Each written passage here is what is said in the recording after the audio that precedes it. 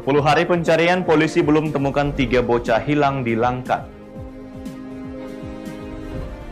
50 pegawai rutan dan napi di Sumut positif COVID-19. Bawaslu Labuhan Batu Selatan tertibkan ratusan APK. Selamat malam pemirsa, selain cuplikan berita tadi, kami juga akan menyajikan informasi menarik lainnya. Bersama saya Daniel Huta Barat, pemirsa inilah Sumut hari ini malam selengkapnya.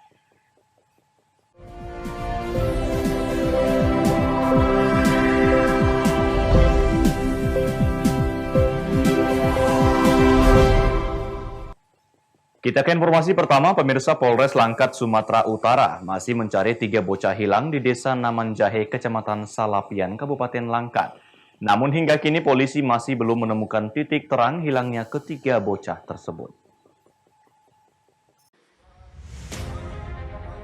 Hari ini merupakan hari ke-10 hilangnya 3 bocah di Kecamatan Salapian, Kabupaten Langkat, Sumatera Utara.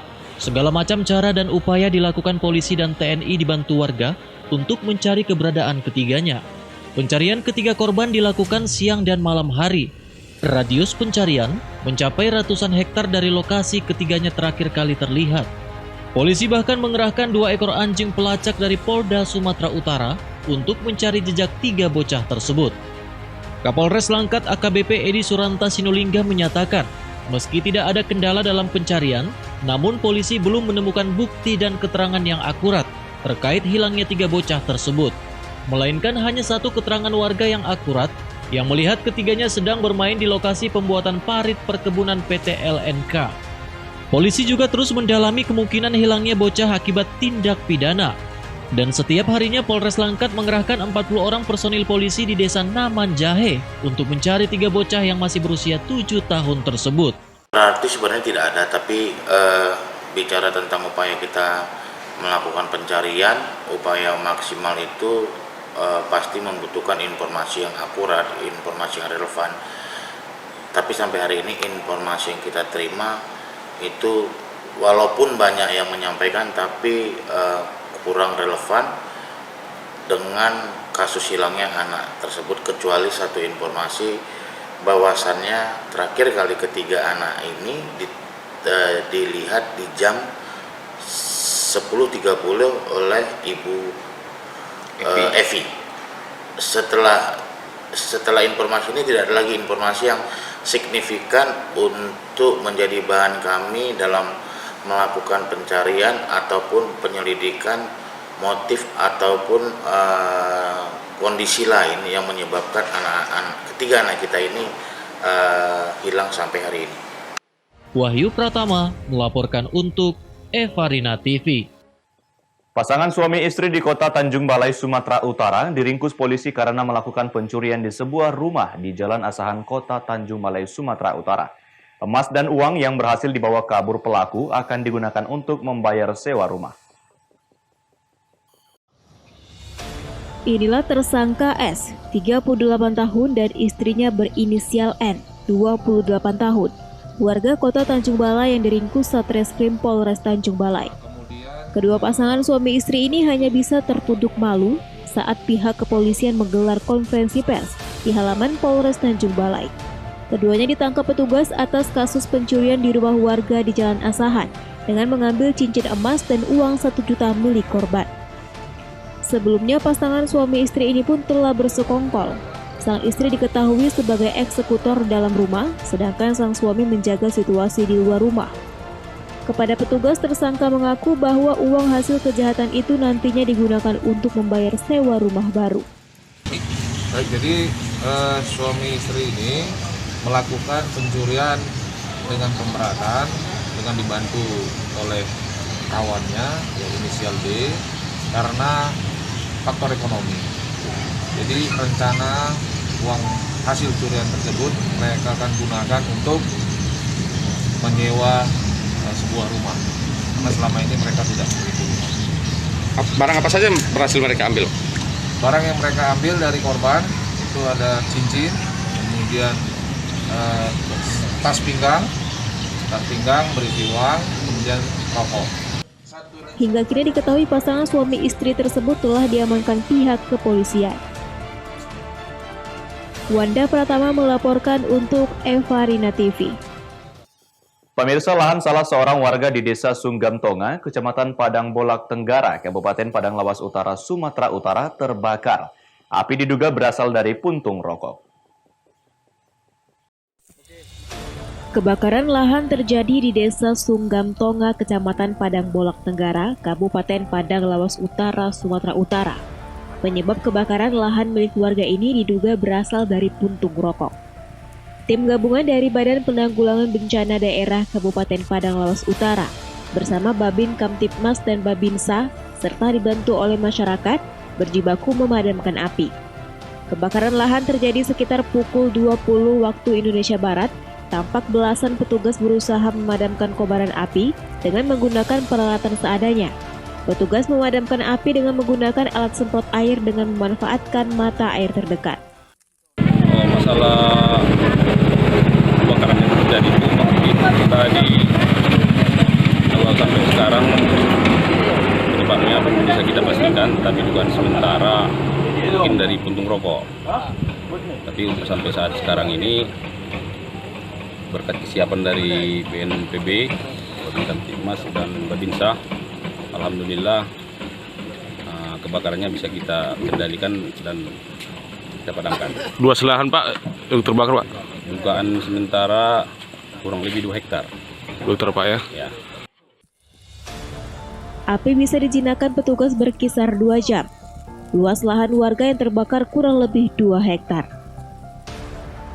Arif Siregar melaporkan untuk Eva Rina TV.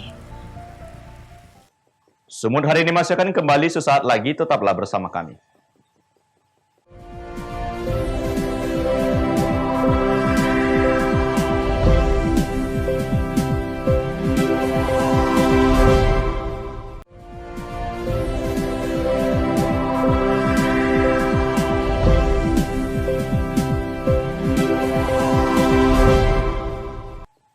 Terima kasih masih bersama kami. Pemirsa, sebanyak 50 orang yang terdiri dari pegawai, narapidana, serta tahanan yang ada di Lembaga Pemasyarakatan dan Rumah Tahanan di Sumatera Utara terpapar COVID-19. 1 di antaranya meninggal dunia merupakan narapidana kasus tindak pidana korupsi yang ada di Lapas Kelas 1 Tanjung Gusta Medan.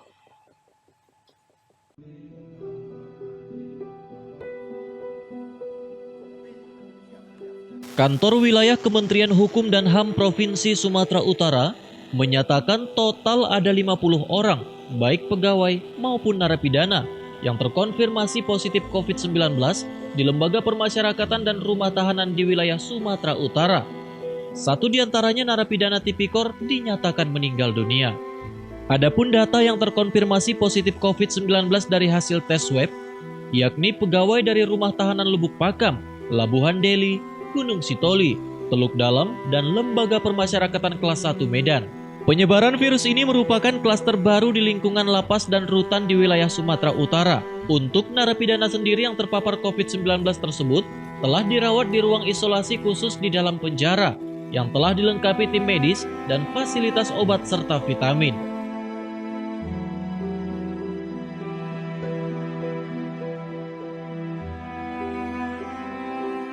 Dimungkinkan terhadap teman-teman petugas ini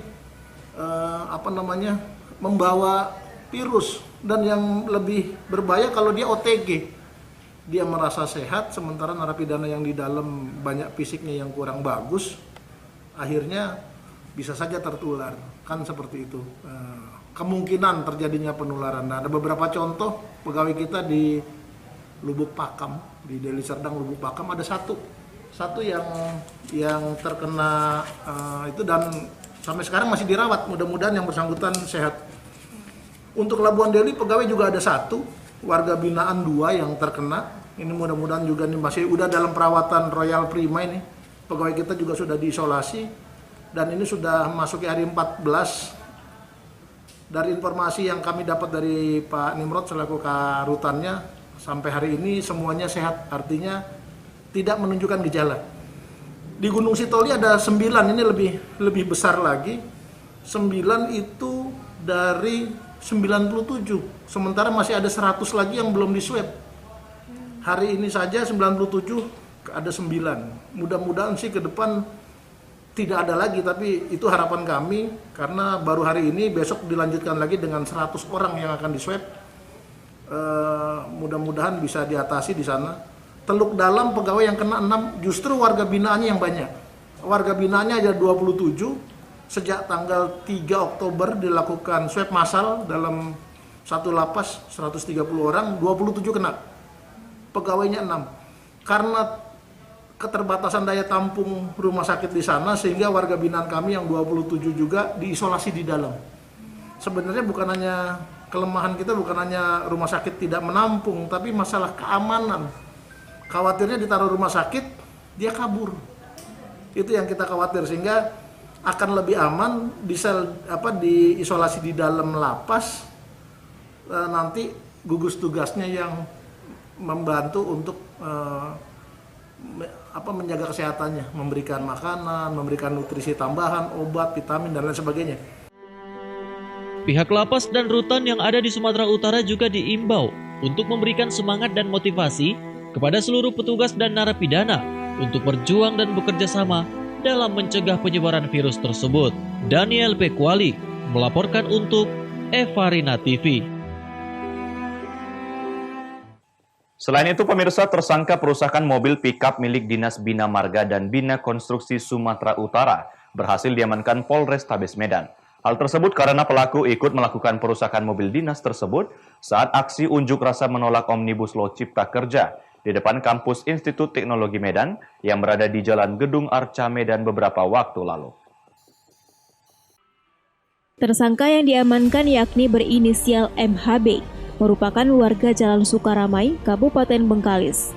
Ia diamankan polisi berdasarkan rekaman kamera pengawas saat berlangsungnya aksi unjuk rasa dengan melakukan perusakan mobil milik Dinas Bina Marga Provinsi Sumatera Utara. Mobil tersebut mengalami kerusakan pada bagian pintu sebelah kanan dan kaca bagian depan pecah. Menurut keterangan Kapolrestabes Medan Kombes Pol Riko Sunarko, saat berlangsungnya unjuk rasa di depan kampus Institut Teknologi Medan tersebut, tersangka yang merupakan mahasiswa sedang berada di sekitar lokasi kejadian bersama tersangka lainnya dan mengangkat mobil hingga terbalik. Kemudian tersangka pun naik ke atas bak mobil tersebut. Rekan-rekan sekalian sudah mengetahui karena viral di media sosial terkait dengan pembakaran mobil anggota Polda dan pengerusakan mobil dinas PU Bina Marga Provinsi Sumatera Utara yang terjadi di depan kampus ITM. Jadi rekan-rekan sekalian, sebetulnya sore hari ini kita akan melaksanakan konferensi pers terkait dengan 2 kejadian tersebut. Tapi karena satu sekarang sedang dikembangkan oleh Polda, yaitu terkait dengan pembakaran mobil dinas, kebetulan tersangkanya sudah kita tangkap 2 ya. Tersangkanya sudah kita tangkap 2 dan sekarang kita bentuk tim gabungan dengan Polda mengejar tersangka yang lain yang membakar mobil dinas. Atas perbuatannya tersangka dikenakan pasal 170 dan pasal 406 KUH Pidana dengan ancaman hukuman 5 tahun kurungan penjara. Wahyu Pratama melaporkan untuk Evarina TV. Kita ke informasi lainnya, pemirsa. Untuk memulihkan perekonomian dampak pandemi COVID-19, pemerintah Kabupaten Batubara menyalurkan bantuan alat pres kepada perajin emping melinjo di Desa Lubuk Hulu, Kecamatan Datuk 50.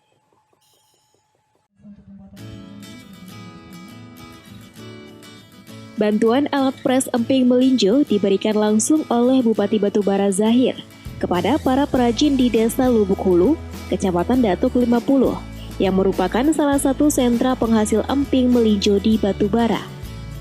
Bantuan alat pres sebanyak 80 unit ini merupakan bantuan tahap kedua setelah sebelumnya bantuan serupa sebanyak 100 unit juga diberikan kepada para perajin emping melinjo di Desa Lubuk Besar.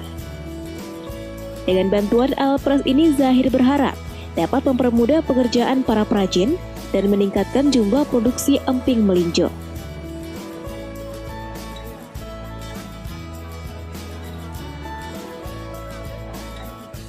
Nah, tentu pemulihan ekonomi itu kita mulai terhadap pelengkapan alat-alat yang digunakan untuk peningkatan produksi UMKM yang ada. Salah satunya hari ini kita memberikan alat press brinjol.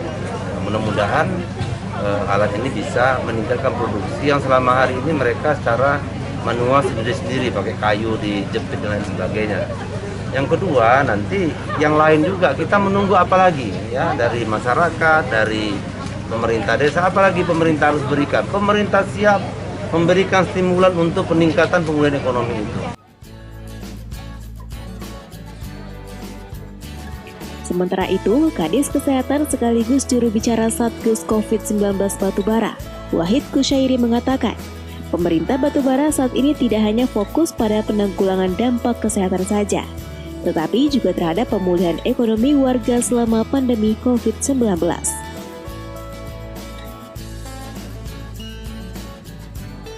Sesuai dengan arahan yang disampaikan oleh Bapak Bupati tadi, bahwa secara nasional, baik itu Presiden maupun Bapak Gubernur, kepada kita semua untuk menselaraskan antara kegiatan penanganan COVID-19 dan kegiatan ekonomi dan dampaknya.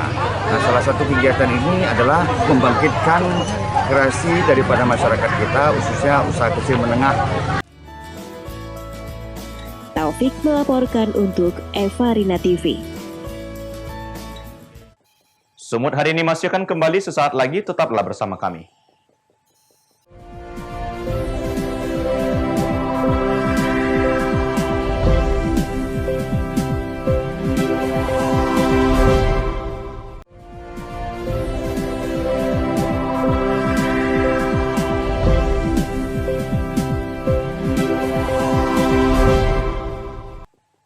Terima kasih masih bersama kami.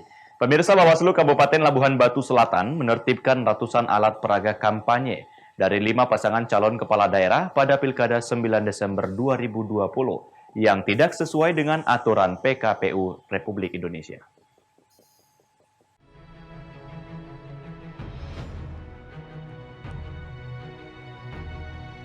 Dalam penertiban APK ini dilakukan secara serentak melibatkan unsur Bawaslu, KPU, Polri, Satpol PP, Dinas Perhubungan, dan Panwas Kecamatan serta tim kampanye masing-masing paslon di seputaran Kota Pinang dan 5 kecamatan di Labuhan Batu Selatan, Sumatera Utara. Adapun sasaran dan penertiban APK yang tidak sesuai aturan PKPU RI nomor 11 dan nomor 13 tahun 2020, seperti tempat atau lokasi pemasangan APK, ukuran baliho, spanduk, foto gambar paslon yang dipasang di pohon dan ditempel di tempat fasilitas pemerintah dan lain-lain. Menurut Ketua Bawaslu Labuhan Batu Selatan Ahmad Hajidin Harahap, pihaknya banyak menemukan kendala di lapangan, diantaranya kurang mengerti dan kurang pahamnya masyarakat ataupun salah satu tim paslon tentang aturan PKPU RI terkait zona tempat pemasangan APK, ukuran desain baliho, serta jumlah APK dan lainnya. Melakukan kegiatan bersama dengan LO pasangan calon, yaitu terkait dengan penertiban alat peraga kampanye yang tidak sesuai dengan aturan PKPU, yaitu PKPU 11 tahun 2020 dan PKPU 13 tahun 2020. Rute untuk penertiban itu di mana-mana aja gitu? Sebenarnya rute itu selebusel, yaitu 5 kecamatan, dan tetapi untuk kita Bawaslu bersama dengan Panwaslu Kecamatan Kota Pinang berada pada rute khusus di ibu kota Kecamatan Kota Pinang. Ada nggak kendala di lapangan gitu? Sebenarnya kendala ada, diantaranya kekurang pahaman masyarakat ataupun salah satu tim terhadap aturan PKPU yang menurut mereka pemasangan APK tersebut sudah sesuai dengan aturan, akan tetapi kita berpedoman pada PKPU, yaitu bahwa apa yang dibunyikan di PKPU tentang zona, ukuran, dan desain serta jumlah itu yang menjadi pedoman bagi kita. Pada Pilkada Kabupaten Labuhan Batu Selatan sendiri terdapat 5 pasangan calon yang akan bertarung pada 9 Desember mendatang. Ucok Sitorus melaporkan untuk Eva Rina TV. Pemirsa, SMP Negeri 2 Selo Pampang di Kabupaten Temanggung, Jawa Tengah menggelar simulasi kegiatan belajar mengajar tatap muka di sekolah. Simulasi KBM tersebut dilaksanakan dengan menerapkan protokol kesehatan secara ketat.